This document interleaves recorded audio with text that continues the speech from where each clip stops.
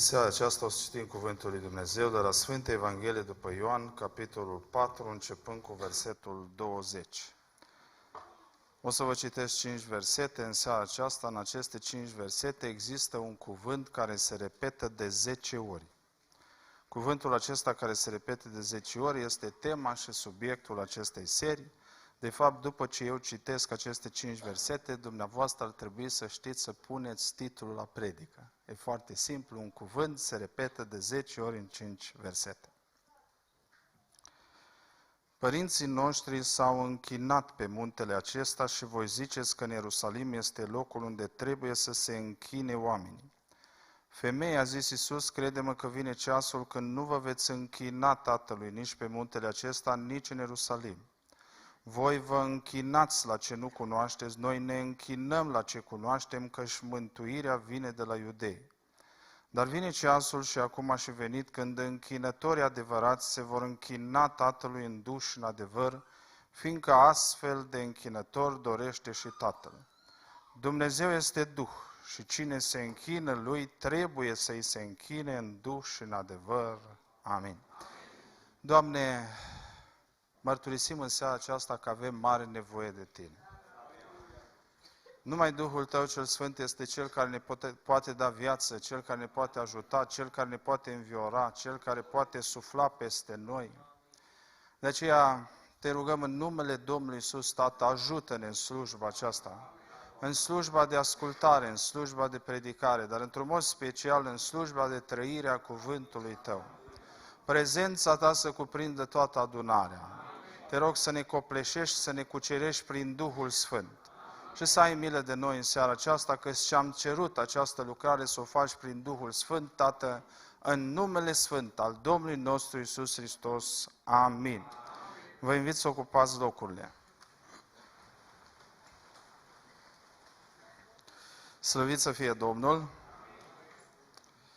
Atunci când noi venim de obicei în casa lui Dumnezeu, venim cu dorințe. Și dorim și noi ca Dumnezeu să fie atent și să ne satisfacă dorințele noastre. Și e bine că veniți așa. Dumneavoastră aveți probleme, aveți greutăți, aveți necazuri, aveți conjuncturi grele în viață și de foarte multe ori intrați în casa lui Dumnezeu cu dorințe și așteptați ca Dumnezeu să fie atent la ce vă doriți dumneavoastră. Dar de prea multe ori uităm, când intrăm în casa lui Dumnezeu, că și Dumnezeu are dorințe și că ar vrea ca noi să fim atenți la ce își dorește El.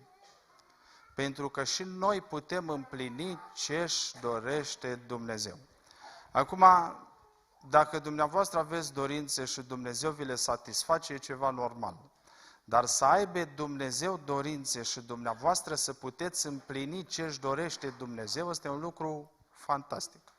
Și gândiți-vă că în seara aceasta, unii dintre dumneavoastră puteți să împliniți ce își dorește Dumnezeu. Vă dați seama ce fantastic. Un muritor, o mână de țărână, să poată împlini dorința lui Dumnezeu. Eu în seara aceasta o să iau o dorință pe care o are Dumnezeu și o să vă exprim în cuvinte și dumneavoastră la sfârșit puteți sau dacă nu puteți să nu vreți să împliniți, să satisfaceți această dorință care o are Dumnezeu. Dorința lui Dumnezeu, de fapt, este exprimată prin cuvântul care s-a repetat de 10 ori. Mai țineți minte sau ați fost atenți? Închinare. De fapt, la versetul 23, spune în partea finală, fiindcă astfel de închinători își dorește și Tatăl. Dacă poți să mă ajuți cu afișarea versetului, m-ai ajutat și mi-ai face mult bine. Deci versetul 23, în partea finală, Ioan 4, spune, fiindcă astfel de închinători dorește și Tatăl. Adică Tatăl își dorește închinători. Acum o să vă spun probabil ceva care o să vă surprindă, numai să așteptați până la capăt să nu iasă erezie.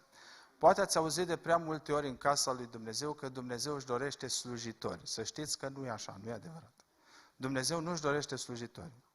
Poate ați auzit predici, poate ați auzit îndemnuri, chemări la slujire, cumva, că Dumnezeu își dorește ca dumneavoastră sau eu să fim slujitori. Să știți că nu e adevărat. Dumnezeu nu își dorește slujitori. Să nu-L vedeți pe Dumnezeu la marginea drumului ca un milog, care se roagă de mine, Mihăiță, să-i fac lucrarea lui, că efectiv Dumnezeu fără mine în seara asta nu se putea descurca. Vă dați seama. Deci, efectiv, Dumnezeu fără Alin, fără mine, fără dumneavoastră, deci Dumnezeu nu se poate descurca fără noi. Așa-L vedeți dumneavoastră pe Dumnezeu. În Biblia mea scrie că Dumnezeu, dacă vrea, își face slujitori din flăcări, din foc. Dumnezeu nu duce lipsă de slujitori. Dumnezeu nu-și dorește slujitori, Dumnezeu își dorește închinători. Ei, când paharul vieții dumitale este plin de închinare, tot ce se revarsă peste paharul închinării se numește slujirea autentică pe care Dumnezeu o primește. Încă o dată vă repet, deci când paharul închinării, viața ta este plină de închinare, tot ce se revarsă peste paharul închinării se numește slujirea autentică pe care Dumnezeu o acceptă și o primește.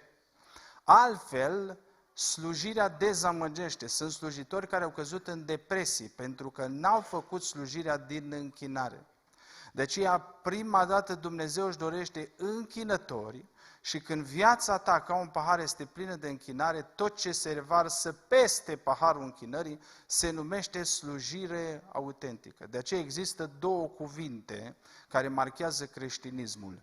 Intră în prezența lui Dumnezeu în Sfânta Sfintelor, stai cu Dumnezeu acolo și ieși în prezența oamenilor. Întotdeauna creștinismul este ca un om care merge pe două picioare. Primul picior pe care terează-mi este închinare, slujire. Închinare, slujire.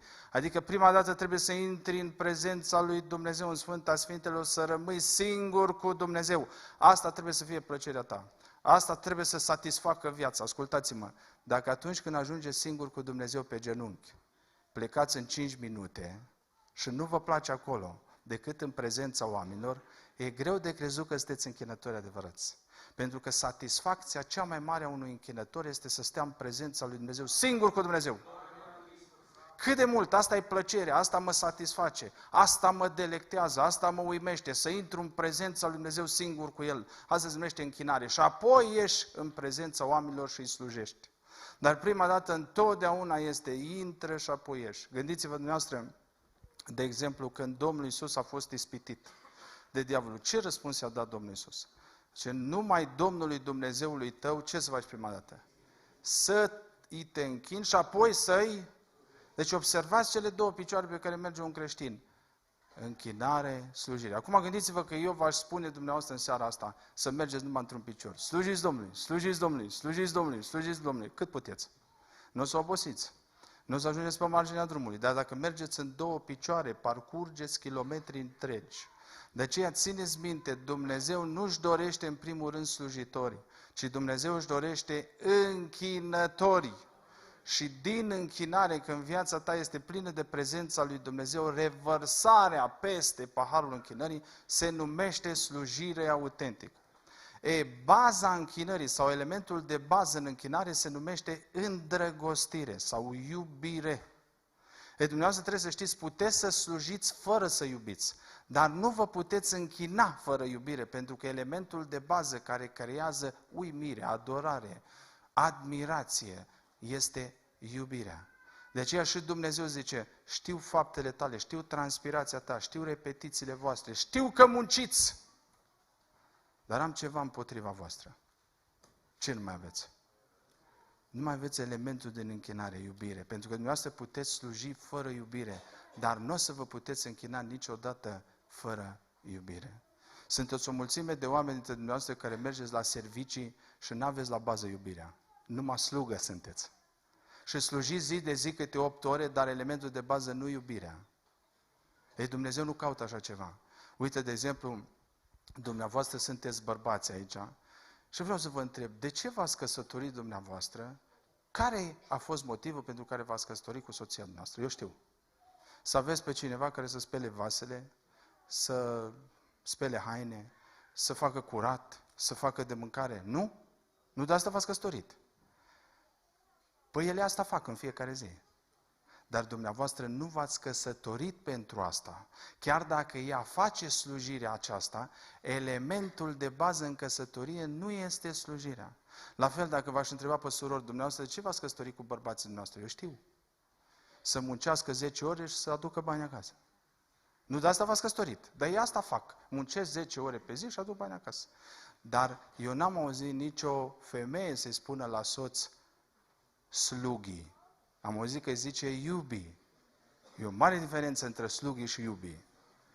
Adică noi tot aia facem, și bărbații și femeile, slujim, muncim, dar elementul de bază în căsătorie care este? Iubirea. Acum dumneavoastră trebuie să înțelegeți un lucru foarte simplu. Dumnezeu nu caută o slugă, Dumnezeu caută o mireasă. Și elementul de bază este iubirea, este îndrăgostirea. Am avut un botez cu ceva timp în urmă și am spus candidatului de la botez, la unul dintre candidați, spune și dumneatale, de ce vrei să te pocăiești? Și a început să plângă și a început să strige, îl iubesc pe Iisus. Și plângeau și frații, plângeau și surorile. Fără nicio echipă de închinare, fără niciun evanghelist, fără nicio evangelizare, plângea adunarea. De ce? Ascultați-mă, Dumnezeu ar vrea să audă mai mult un scânce de copil mic, născut nou în împărăția Lui, care strigă, Ava, te iubesc, decât 100 de slujbe de ale noastre. O singură dată mi s-a întâmplat în viață să văd un păstor după o slujbă, luând microfonul și punându-se în genunchi și spunând, Doamne, alerg în toate părțile, fac o grămadă de lucruri, dar nu te mai iubesc. Eu nu mă slujesc, nu mai am iubire. Și asta e durerea lui Dumnezeu, v-ați părăsit iubirea. Și nu ne putem închina decât dacă la bază elementul este iubirea. Doamne, ai milă de noi. Vreți să fiți închinători adevărați? Vreți să satisfaceți dorința asta lui Dumnezeu? Atunci trebuie să vă spun ceva în continuare. Dacă Dumnezeu se uită în dumneavoastră și vede ceva ce nu-i place Lui, vă refuză toată închinarea. Deci încă o dată repet. Dacă Dumnezeu se uită la familia care a cântat și vede ceva în ei ce nu-i place Lui, efectiv le-a refuzat totul în seara asta. Dacă Dumnezeu se uită în mine și vede ceva ce nu-i place Lui și are ceva împotriva mea, eu merg un ceas în predică cu Dumnezeu împotriva mea. Dumneavoastră puteți înțelege. Adică dacă Dumnezeu se uită la cei care au cântat în cor și vede ceva în voi ce nu-i place Lui, efectiv mergeți, cântați cu Dumnezeu împotriva voastră. Dumneavoastră care v-ați rugat, dacă Dumnezeu se uită în voi și vede ceva ce nu-i place Lui, v-ați rugat cu Dumnezeu împotrivă. Dumneavoastră puteți înțelege. De aia trebuie să fim foarte atenți dacă există ceva în noi ce nu-i place lui Dumnezeu. Pentru că dacă este ceva în noi ce nu-i place lui Dumnezeu, Dumnezeu ne refuză în închinare. Și acum eu o să vă spun câteva tipuri de închinare care nu-i plac lui Dumnezeu și tipurile astea de închinare efectiv merg cu Dumnezeu împotriva. Dar închinarea asta există din belșug, în toate bisericile din România. Numai că e o fentă. Eu nu știu dacă dumneavoastră, eu am fost sportiv, am fost fotbalist, nu știu dacă înțelegeți ce înseamnă fentă. Fentă înseamnă că un jucător are mingea, dar te fentează că se duce, dar mingea o ia în partea alaltă. De fapt, tu te-ai dus într-un mod greșit. E așa e și cu închinarea. Cei mai mulți oameni din biserici merg după o fentă. Ei nu se duc după închinarea adevărată. Și există închinări care nu-i plac lui Dumnezeu. Și dacă Dumnezeu vede așa ceva în biserică, efectiv ne refuză toată închinarea pentru că nu-i place. O să vă spun foarte simplu în seara aceasta câteva tipuri de închinare care nu-i plac lui Dumnezeu. Primul tip de închinare care vreau să vi prezint în seara asta și nu-i place lui Dumnezeu se numește tip de închinare Cain. Ați auzit de Cain? Dar să știți că băiatul ăsta a muncit mult, a transpirat, a făcut ceva să prezinte înaintea Domnului roadele. Și Dumnezeu l-a refuzat. Știți de ce? Foarte simplu. Pentru că avea probleme cu fratele său. Ascultați-mă ce vă spun. Dacă aveți probleme unii cu ceilalți, dacă trăiți în certuri, în dezbinări, în invidii, în gelozii, puteți să cântați ca arhanghelii. Puteți să predicați ca îngerii. Nu ne primește nimeni. Duminică de duminică, biserică lângă biserică, indiferent de confesiune și de religie, se duc, fac liturghia, se închină, predică, cântă și iau probleme între ei. Și Dumnezeu zice, nu primesc nimic. Păi dumneavoastră vă puteți da să muncești, să faci repetiții, să transpiri, ca să aduci și tu ceva înaintea lui Dumnezeu. Dumnezeu zică, nu primesc. Păi gândiți-vă un verset atât de simplu din Scripturi. Zice, când îți aduci darul la altar, dacă există vreo problemă între un frate și tine, dacă cineva are ceva împotriva ta, ce zice Biblia să faci? Darul ăsta l-ai pregătit, ai muncit pentru el, ai transpirat pentru el, foarte bine că ai vrut să-l aduci. Dar Dumnezeu zice, fii atent cu toată munca ta, cu toată transpirația ta, cu tot ce ai depus, eu nu te primesc în închinare dacă cineva are ceva cu tine sau dacă ai probleme cu cineva. Dar ce zice? Lasă-ți darul la altar. Dar ce înseamnă asta? Vă spun eu ce înseamnă. A lăsa darul la altar înseamnă să nu mai cânti, să nu mai predici, să nu te mai rogi, să nu spui poezie. Adică opriți slujbele. Numai că noi ne-am îndrăgostit mai mult de slujbe decât de adevăr. Noi nu prețuim adevărul, noi prețuim slujba. Slujba trebuie să o facem. Trebuie să o ducem la bun sfârșit. Trebuie să facem programul. Nu trebuie să-l faci. Poți să te oprești. Dacă avem probleme între noi, trebuie să oprim slujbele, trebuie să oprim cântările, trebuie să oprim rugăciunile, trebuie să oprim predicile. Și du-te și împacă-te cu el. Și după aceea, adu-ți darul. Nu să înțelegeți. E un lucru atât de simplu în Scripturi și e atât de ușor de înțeles. Nu putem să ne închinăm lui Dumnezeu în tipul acesta Cain, pentru că Dumnezeu ne refuză. Vă auziți alt verset care spune Scriptura. Cât atârnă de voi, nu de Dumnezeu. Și atât cât atârnă de voi, dar ce atârnă de noi, nu de Dumnezeu, să trăiți în pace cu cine? Și cu vrăjmașii. Păi vreau să vă întreb, cum să trăiești în pace cu vrăjmașii? Ascultați-mă, dacă nu aducem nivelul păcii în toate relațiile care le avem, chiar și cu dușmanii, nu putem să ne închinăm. Nu ne primește nimeni. E un efort, e o muncă, e o transpirație în zadar. Nu ne primește nimeni. Atârnă de noi să trăim în pace cu toți oamenii. Dar cum e asta? Păi foarte simplu. Pentru o ceartă e nevoie de doi pentru un conflict.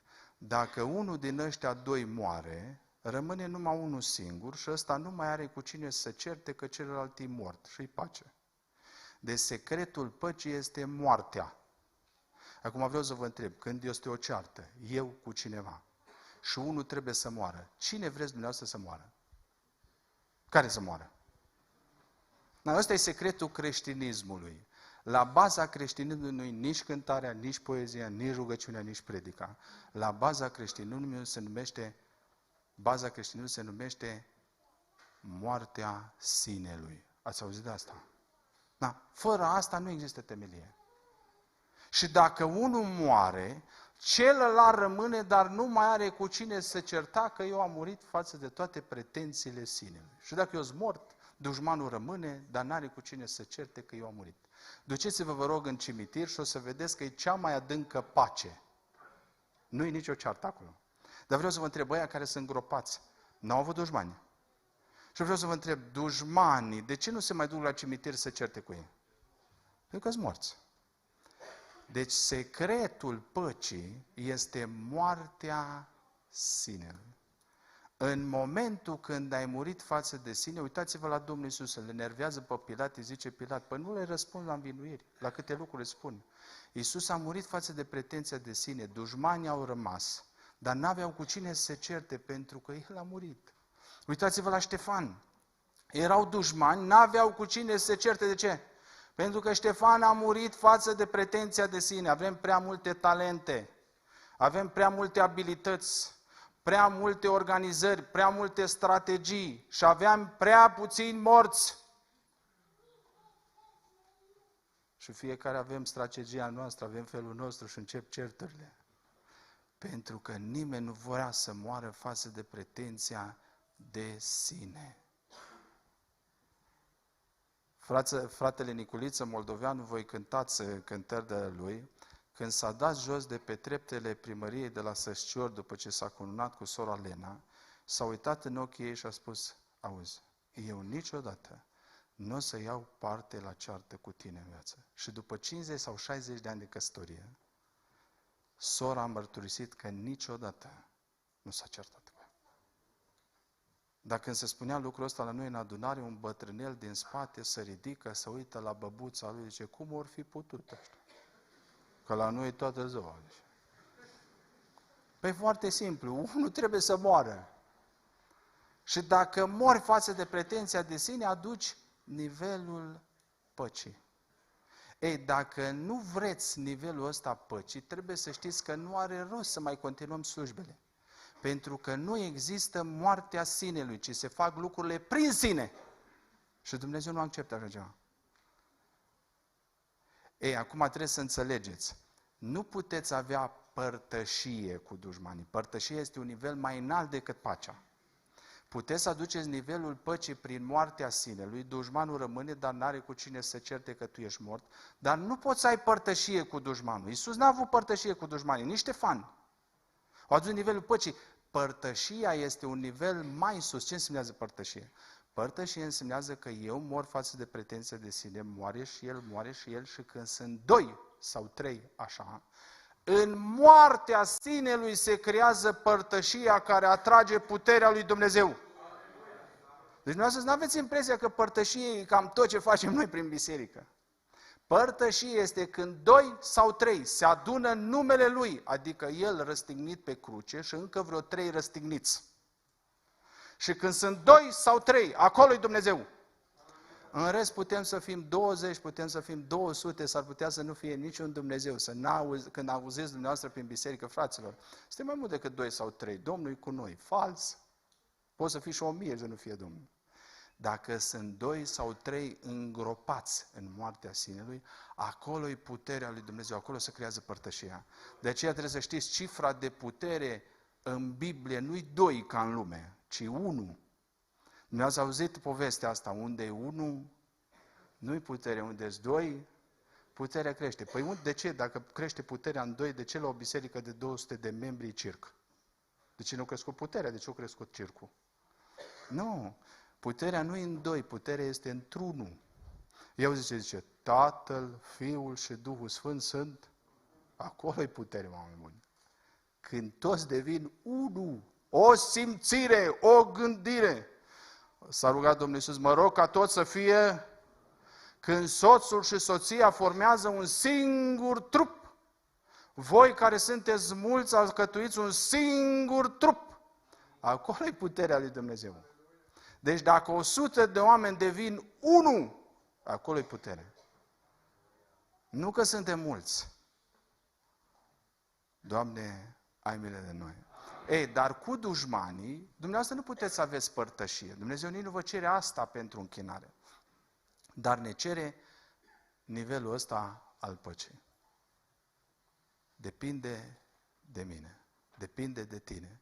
Nu știu care ați ascultat în ultimele zile, a apărut așa o mărturie a lui Sergiu, fără mâini. De 23 de ani căsătorit. Și a spus, soția mea de 23 de ani mă spală, mă îmbracă, mă îngrijește. Nu știu dacă puteți înțelege ce înseamnă să n-ai mâini și cineva să aibă grijă de tine.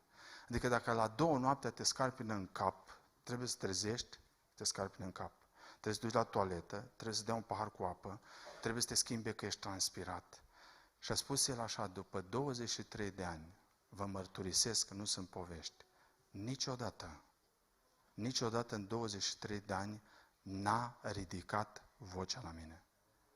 Niciodată n-a strigat la mine. Și niciodată în 23 de ani n-a spus, nu mai pot. Acum vreau să vă întreb pe dumneavoastră. Ce înseamnă asta? Vă spun eu, moartea sinelui. Păi dumneavoastră n-ați zis niciodată, nu mai pot! M-am săturat! E destul, e suficient, dar pentru femeia asta nu era destul. Dar dacă a murit față de pretenția de sine, femeia asta a ajuns un sfânt. Și când a fost la școală, fata lor, și s-a făcut așa pe clase, ce ai vrea să ajungi când ești mare? Ca cine ai vrea să fii? Din toate domeniile din lumea asta, actori, sportivi, afaceri, politicieni. Când fiecare și-a ales un personaj, fiica lor a spus, eu vreau să fiu ca mama mea. Dumneavoastră înțelegeți ce e la baza creștinismului. Mie îmi place cântarea, îmi place și predica și dumneavoastră, dar ascultați-mă, baza creștinismului este moartea sinelui. Nu mai încercați să clădiți ceva impunător prin ce putem noi, că oricum Dumnezeu nu ne primește nimic până nu punem fundația. Moartea sinelui. Așa că Dumnezeu, trebuie să știți, dacă se uită în noi și n-a murit față de pretenția de sine, zice, nu mă interesează nici predicator, nici cântăreț, nici rugător, nici postitor. Pe acum spuneți dumneavoastră că sunteți oameni serioși aici, care îl iubiți pe Dumnezeu și vreți să vă apropiați de Dumnezeu. Se merită? Se merită copiii ăștia să depună un astfel de efort, să muncească și Dumnezeu să zică, ce ziceți dumneavoastră? Nu vreți în seara asta să identificăm persoana cu care nu ne înțelegem, să ne împăcăm? Dumneavoastră ați venit aici să vă pocăiți? Na, asta e pocăința. Du-te la persoana cu care nu te înțelegi și spune, iartă-mă. Și de astăzi încolo eu am murit. Tu rămâi, fă ce vrei, eu sunt mort, nu mai ai cu cine. Și ăsta e nivelul păcii. Nu este părtășie, dar este nivelul păcii. Doamne, ai milă de noi. Al doilea tip de închinare care vreau să vă spun în seara aceasta și nu-i place lui Dumnezeu, se numește tip de închinare femeie samariteancă. V-am citit textul de aici. Fiți foarte atenți. Femeia asta avea foarte multe noțiuni biblice în cap. Știa de fântâni, știa de patriarhi, știa să deosebească un proroc. Zice, văd că ești proroc. Știa că va veni Mesia. Știa că iudeii n-au legături cu samaritenii. Știa unde trebuie să închine iudeii. Știa unde trebuie să închine samaritenii. Dar trăia în curvie. Vă rog frumos să înțelegeți. Putem să știm pasaje pe de rost din Biblie. Putem să facem academie de teologie. Putem să uimim lumea. Dacă trăim în păcat, Dumnezeu ne refuză închinarea. Dumneavoastră puteți înțelege că diavolul știe Biblia mai mult decât toți de aici. Și nu-i deloc spiritual. Nu vă mai lăsați înșelați de oameni care au cunoștințe. Dumneavoastră trebuie să înțelegeți, spiritualitate nu însemnează să ai cunoștințe biblice. Diavolul știe Biblia mai mult ca noi toți, s-a bătut în ispitirea Domnului Iisus cu Biblia și nu-i deloc spiritual și știe Biblia. A fi spiritual însemnează să trăiești cuvintele Bibliei. Nu să le știi. Nu de mult a murit unul dintre cei mai mari apologeți ai lumii, care lăsau oamenii cu gura căscată la conferințe și după moartea lui, de fapt, s-a aflat că trăise în curvie. Și Dumnezeu, noi am stat cu gura căscată și Dumnezeu a zis, nu mai rămâneți cu gura căscată la predicator sau la cântăreți, că nu știu ce noțiuni au și nu știu ce stele. Ascultați-mă, uitați-vă dacă trăiesc în păcat sau nu. Pentru că pe Dumnezeu asta îl interesează. Nu poate primi o închinare în care trăim în păcat. Dumneavoastră, de exemplu, aveți cina Domnului. Ia gândiți-vă ce zice la cină. Că nu avem voie să luăm cina în chip nevrednic. Da? Ce înțelegeți dumneavoastră prin asta să iei cina în chip nevrednic? Cum se poate asta? Păi foarte simplu. Dacă dumneavoastră puneți mâna pe trupul Domnului Iisus curat de la cină și trăiți în păcat, tot ce puteți aștepta este trăznetul lui Dumnezeu. Pentru că vor veni 3 lucruri. Neputință, boală și moarte. La asta vă puteți aștepta. Oricine pune mâna întinată și trăind în păcat pe trupul Domnului Iisus curat, va primi acest trăznet. Păi și atunci ce e de făcut? E foarte simplu. Eu am citit în Biblia mea, zice, dacă vă mărturisiți păcatele, El este credincios și bun și ce face?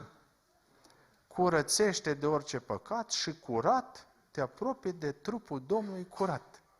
Numai nu se poate fără pocăință.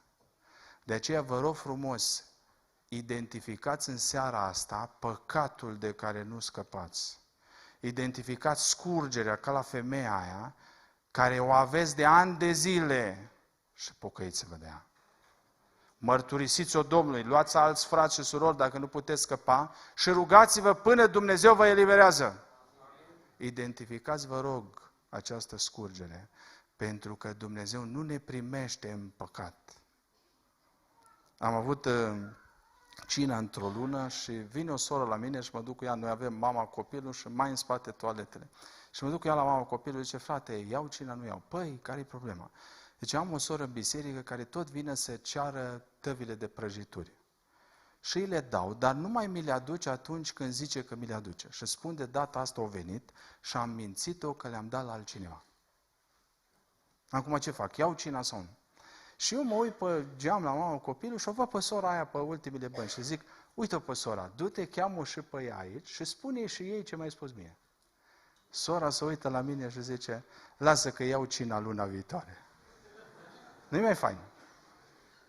Cam așa scăpăm noi. Dar m-am uitat în timpul slujbei, a chemat-o pe sora, s-au dus la mama copilului, i-a mărturisit adevărul, s-a pocăit, s-au rugat și au luat cina. Dumneavoastră puteți înțelege. Dumneavoastră ați auzit că în lume există un concurs. Se numește un concurs de frumusețe care se numește Miss. Ați auzit de el? Da, dacă vrei să câștigi concursul ăsta de frumusețe Miss, trebuie să scoți în evidență calități. Și când te prezinți acolo, trebuie să scoți în evidență părul.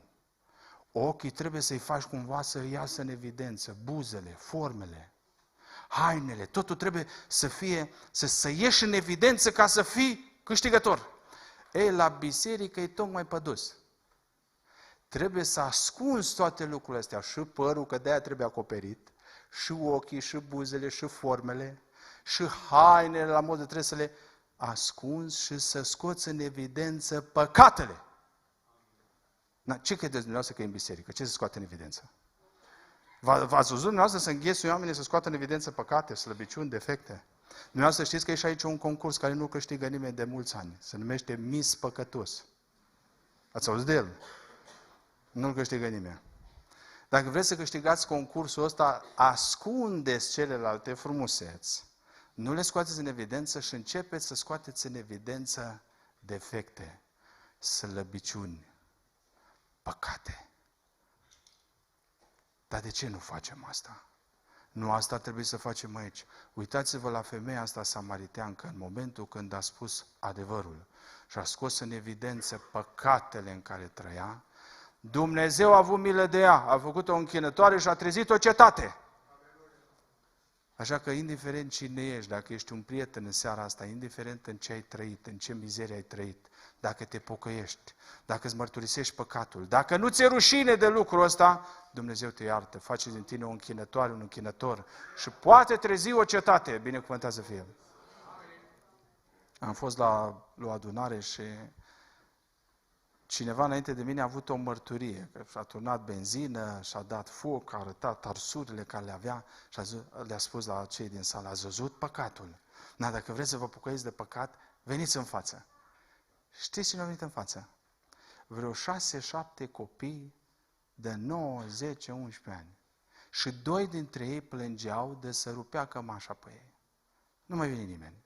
S-au dus copiii înapoi, am urmat eu și zic, așa îi zic la ăștia din sală că copiii ăștia la 9 ani, ăștia au cu drogurile, ăștia au avorturi la viața lor, ăștia au curvii, ăștia trebuie coreșit aici că îs mai păcătoși ca noi. Și ăștia din sală, nu frate, cum să fie mai păcătoși ca noi? Păi, dar voi de ce n-ați ieșit? Pentru că nu vreți să ne facem ca niște copii mici, să scoatem în evidență defectul, slăbiciunea, păcatul. Noi asta le fardăm, le acoperim și încercăm să scoatem în evidență tot ca la Miss România. Păi nu e normal, oameni buni. De-aia e biserică de pocăiți, pentru că aici trebuie să fie pocăință. Eu vreau să vă întreb pe dumneavoastră, dacă vă duceți la o bancă și nu mai sunt bani, vă mai duceți la banca aia? Dacă vă duceți la școală și nu mai sunt ore și profesori, vă mai duceți acolo? Dacă vă duceți la o alimentară și nu mai sunt alimente, vă mai duceți acolo? Dacă vă duceți la biserică, la pocăiți și nu mai este pocăință, vă mai duceți acolo? Ăsta e singurul loc unde mai mergem. La toate ne fuge mintea. Bă, dacă nu sunt alimente, nu mă duc. Dacă nu sunt bani, nu mai mă duc. Dacă nu școală, nu mai mă duc. Dar aici tot venim, duminică, fără să ne pocăim. Nu e normal, oameni buni. Aici este biserică de pocăiți. Ce însemnează pocăință? Însemnează că vin aici să scot în evidență defectul, slăbiciunea și păcatul. Doamne, ai milă de noi. Identificați în seara aceasta păcatul în care trăiți. Persoana cu care nu vă înțelegeți, mergeți și împăcați-vă. Păcatul în care stați, mereți, dați cu capul de betoane și cereți, mărturisiți păcatul, cereți eliberare și iertare. Și dacă nu scăpați de păcat, mai luați vreo 2-3 frați, că de-aia frați, să vă ajute ca să vă ridicați de acolo. Doamne, ai milă de noi. Al treilea tip de închinare care nu-i place lui Dumnezeu și ultimul, se numește tip de închinare Irod. Ați auzit de Irod? Știți ce a zis Irod la magi? Zice, mergeți, faceți cercetări cu deamănuntul despre prunc și când îl veți găsi, dați-mi și mie de știre că mă duc și eu să mă... Adică și el să-și ducă să se închine, dar tronul, zice el, nu le ia nimeni. Fac moarte de om pentru tron și așa și făcut. S-ar fi închinat, dar tronul să-i rămână lui. Adică cum să te închini regelui și totul să stai pe tron? Dumneavoastră puteți înțelege ce vă spun acum. Numele Iisus Hristos nu este o formulă magică care depinde de volumul de voce. Adică cu cât strigi mai tare, Iisus! Demonii fug, nici vorbă. Stați liniștiți. Iisus Hristos nu este un nume care să-l folosim ca o formulă magică și dacă ai voce mai tare, demonii fug, nici vorbă. Iisus Hristos are putere în numele Lui când trăim viața Lui. Și dacă trăiești viața lui Iisus, poți să rostești numele lui Iisus și dacă n-ai voce tare, în numele lui Iisus. Eu am ascultat un bătrânel de peste 80 de ani, eu zic, niciodată, dar niciodată în viață nu mi-a trebuit mai mult de câteva secunde să scot vreun demon dintr-un om. Niciodată. În numele lui Iisus. Pe acum gândiți-vă noastră, dacă ești director de întreprindere și te duci în birou la secretară și zici la secretară, ieși afară. Chiar trebuie o noapte de stăruință. Ieși afară, mă! Ieși afară, mă! Trebuie, dacă ești director. Ce face dacă aude, ieși afară? Ce face ea? Într-un minut e afară. Dar dacă ești angajat al firmei, nu ești director, și te duci la ea și zici, ieși afară, mă! Ieși afară! Ce se întâmplă? Cine iasă afară? S-ar putea să ieși tu. Totul depinde de autoritate. Acum, eu nu spun că și omul ăsta bătrân cu autoritate avea în spate rugăciuni. Nu merge fără nopți de rugăciune, fără stăruință, fără asta. Eu nu vreau asta să înțelegeți. Dar cu cât ești mai în autoritate, că ai stat în prezența lui Dumnezeu, cu atât, dacă trăiești viața lui Iisus, numele lui Iisus are efect. Dacă nu ca frații care s-au dus la o eliberare și să sfătuiau pe drum, mă, ne luăm bine la autobuz, numai o stație, zice. Păi pentru o stație nu ne mai luăm. S-au dat jos, s-au dus și au început. În numele lui Iisus, se zicea lui demonul, ieși afară! Și demonul vorbea cu ei, bă, păi nu v-am pus eu să nu vă luați bilet pe autobuz, mă. Acum veniți să mă scoateți. Poți să strigi tu, poți să ai tu vocea. Nu merge, trebuie să trăiești viața lui Iisus și în numele lui Iisus atunci are putere. Vreți să trăiți viața Domnului Iisus? Na, un lucru fundamental din viața Domnului Iisus era smerenia. Dacă nu așezăm smerenia la bază, dumneavoastră trebuie să înțelegeți că nu există putere. E numai o formă de putere, dar nu e puterea lui Dumnezeu. Dar ce însemnează smerenia? Ei, ca să știți ce însemnează smerenia, vreau să vă dau definiția mândriei. Eu când am descoperit această definiție a mândriei, am găsit în mine un cifaron de mândrie, nu o betonieră. Știți ce e betonieră, ce e cifaron? Ei, când am descoperit o definiție asta a mândriei, efectiv am văzut în mine un cifaron care învârte mândrie. Și s-ar putea cei mai mulți de aici să aveți niște cifaroane de-astea. Ce însemnează mândrie? Oricine de aici, care se urcă cu o treaptă mai sus decât s-a coborât Fiul lui Dumnezeu când a venit în lume, este un om mândru. Vă repet definiția. Oricine care se urcă cu o treaptă mai sus decât s-a coborât Fiul lui Dumnezeu când a venit în lume, este un om mândru. Vreau să vă întreb, unde a venit să se nască Iisus? Troiesle. A fost într-o familie bogată sau săracă? Nazaretul, unde a copilărit, era vreo cetate însemnată? Putea ieși ceva bun?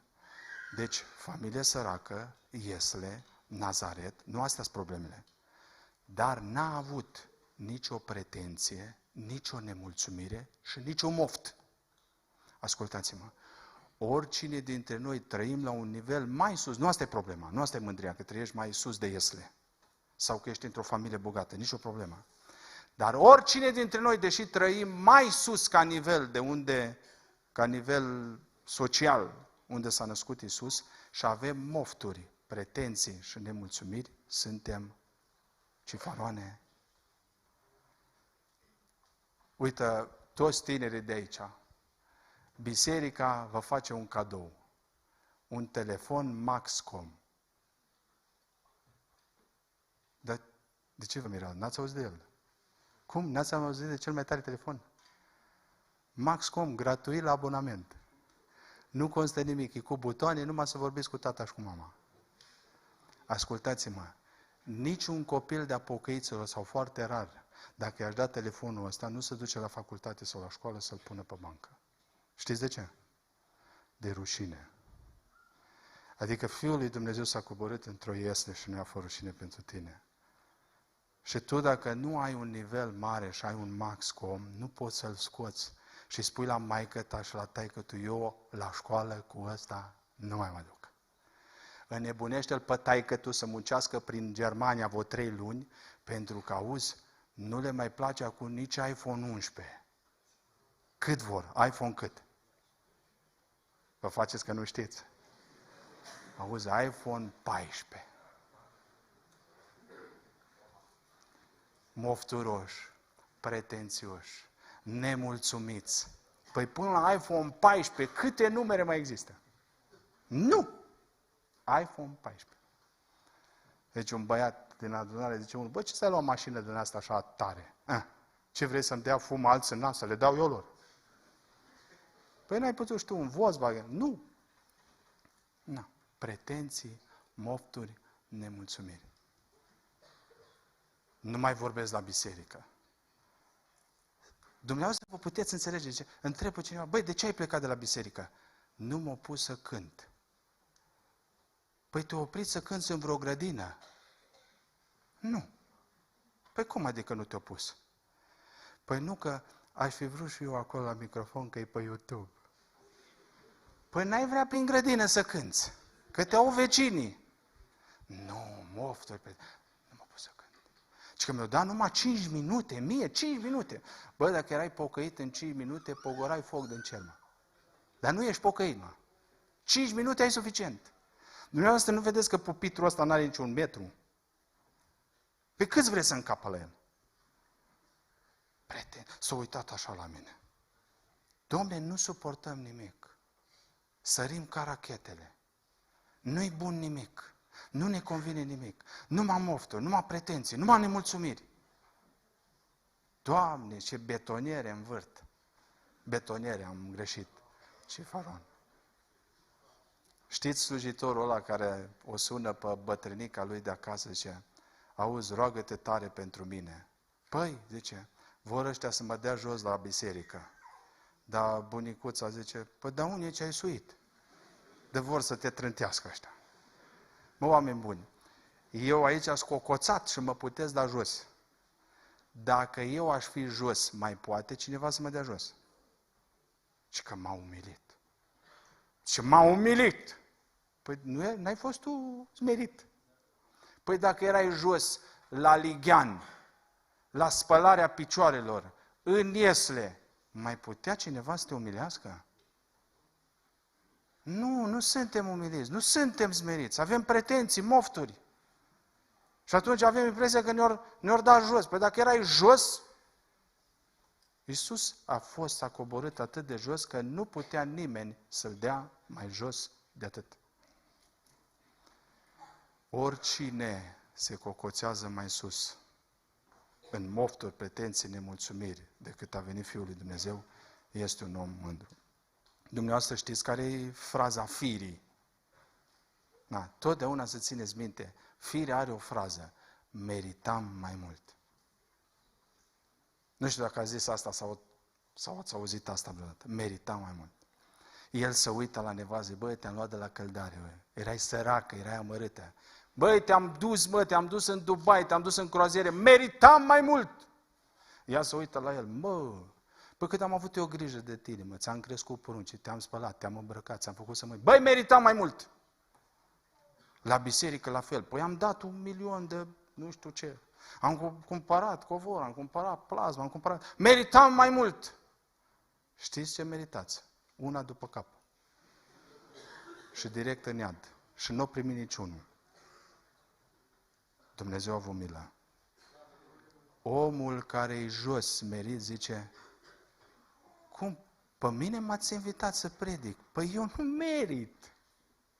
Cum? 5 minute îmi dați, dar eu nu merit așa ceva. Cum să cânt și eu cu grupul, dar eu nu merit. Întotdeauna smerenia zice, eu nu merit. Mândria zice, meritam mai mult. Mie mi s-a întâmplat odată să mă duc sute de kilometri și să fiu cazat la o familie. Și el pleca dimineața la muncă și zicea la nevasta lui, de mine și de nevasta mea. Zice, dacă se plictisesc eu cu nevasta mea, zice, să-i pui să smulgă buruianul din grădină. Eu cu nevasta mea. Sute de kilometri a mers. Auzi, ăsta a plecat la lucru, zice, dacă se plictisesc, să smulgă buruianul din grădină. Și eu, ca o rachetă, nevastă mea tot încerca să-mi ia din... Păi, dar cum a putut să fac așa ceva? Dar cum vreau să vă întreb, dacă ești în Germania la Sparanghel, ai vreo problemă că ieși și buruianul de lângă Sparanghel? Da, dacă ai ajuns vedetă, la ce restaurant mâncăm? La ce hotel? Vedem dacă ne convine, nu ne convine. Ascultați-mă, fugiți tare de ăștia. Pentru că cine vrea să fie primul,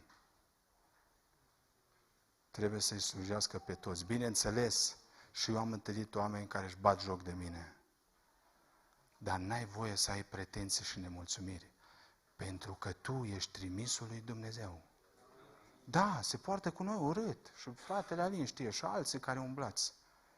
Deci, efectiv, îți pică greu. Dar eu am plecat pentru Domnul. Indiferent cum se poartă oamenii, eu nu am voie. Doamne, ai milă de noi. Dar haideți să încheiem în seara aceasta cu un tip de închinare pozitiv. Nu știu dacă dumneavoastră știți unde apare prima dată termenul închinare în Biblie. Să vedem o scenă de închinare biblică. Acum toate astea sunt false. Toate astea sunt ofentă. Dar hai să vedem un tip de închinare biblic. Te rog, dacă poți să afișezi Geneza, capitolul 22, versetul 5.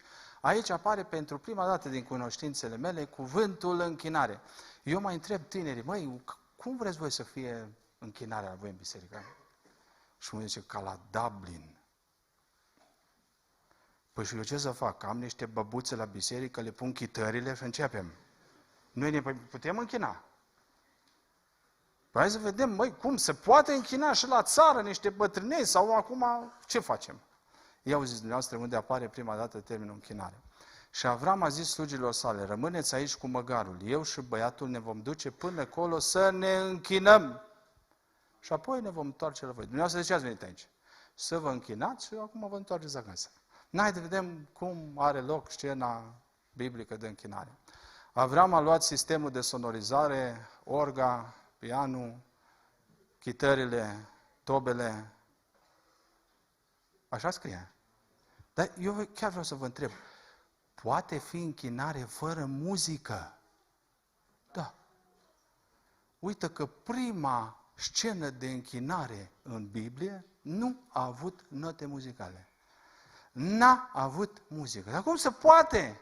Am mai putea noi așa ceva? Păi atunci ce conține închinarea? Dacă n-are muzică, n-are note muzicale, ce este de fapt? Nu-s poezie aici, nici măcar predici.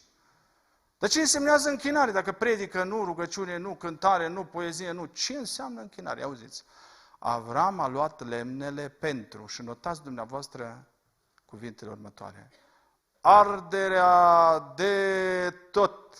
Ei, trebuie să știți, elementul de bază în închinare se numește ardere de tot. Acum vreau să vă întreb, dacă arzi de tot, ce rămâne din tine? cenușa, atunci începe închinarea. Atunci ai bună cântarea aia. Și din cenușă ne scoți. Nu e nimic ce nu poți. Dar ascultă-mă, până n-ajungi cenușă, până nu te-ai dăruit în totalitate, până nu te-ai predat în întregime Domnului, nu poate începe închinarea.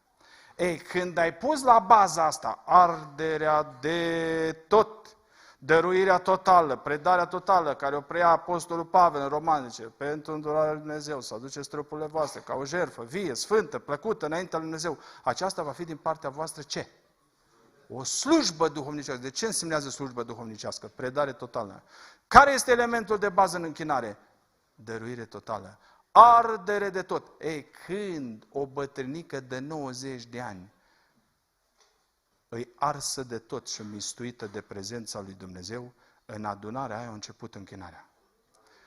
Când un flăcău sau o copilă de 15 ani alege să se predea Domnului, să dăruiască în totalitate, acolo a început închinarea. Și în momentul ăla, când te-ai dăruit, când te-ai predat, când ești ardere de tot, atunci când e baza, începi zidurile, începi mansarda, pui mobila, pui acoperișul, atunci pui mâna pe clapele de la orgă și fug demonii.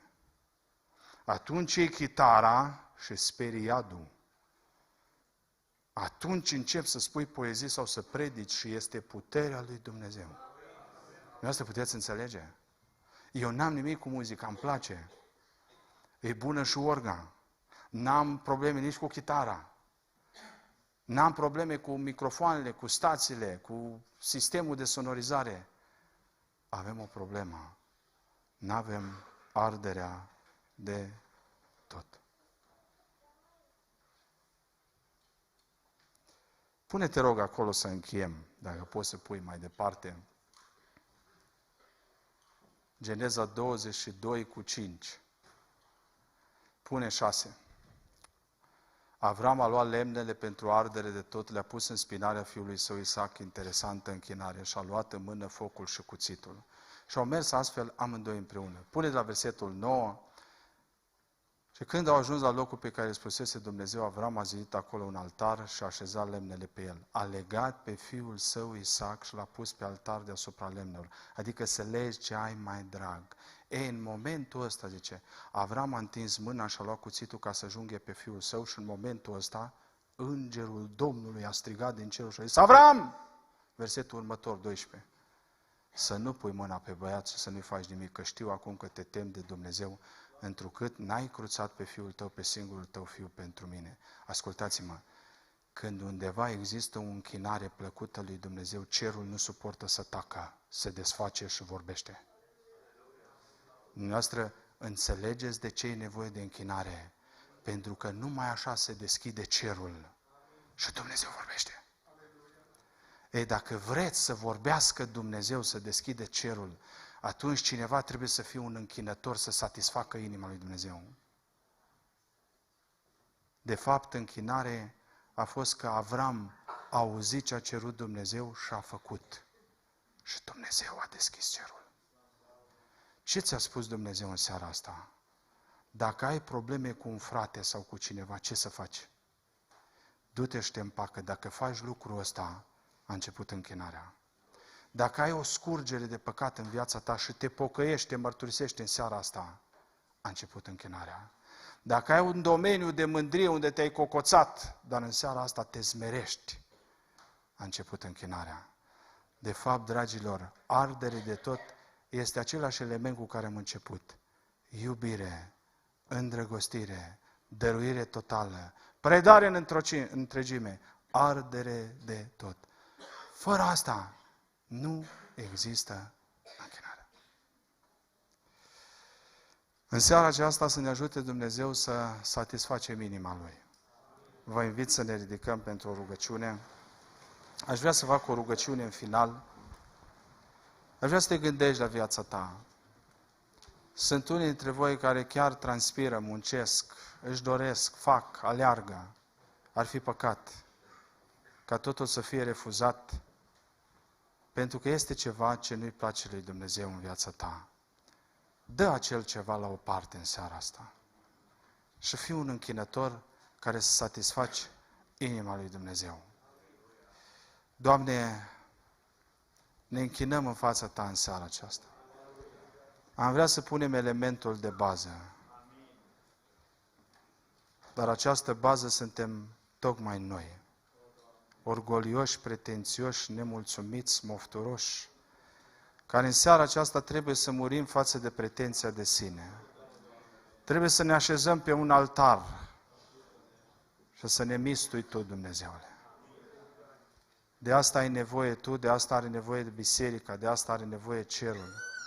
De aceea mă rog în seara aceasta, dacă există un tânăr sau o tânără care s-au trudit aici în biserică și au făcut ceva ca să fie frumos, dar în seara aceasta îi descoperi că ai ceva împotriva, te rog, ajută să pocăiască.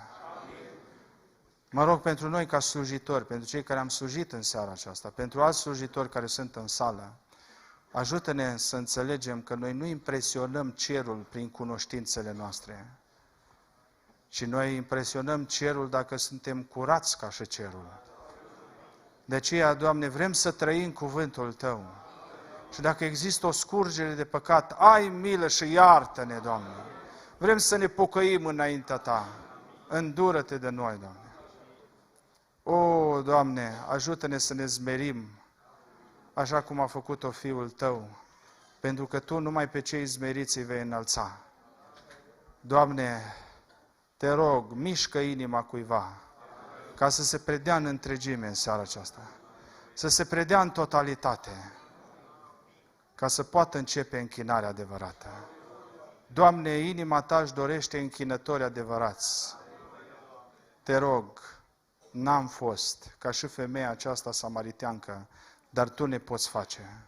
Transformă-ne, schimbă-ne, cercetează-ne și Te rugăm să ai milă de noi, că Te-am rugat, Tată, în numele Sfânt al Domnului Iisus. Amin. Puteți să ocupați locurile și fratele va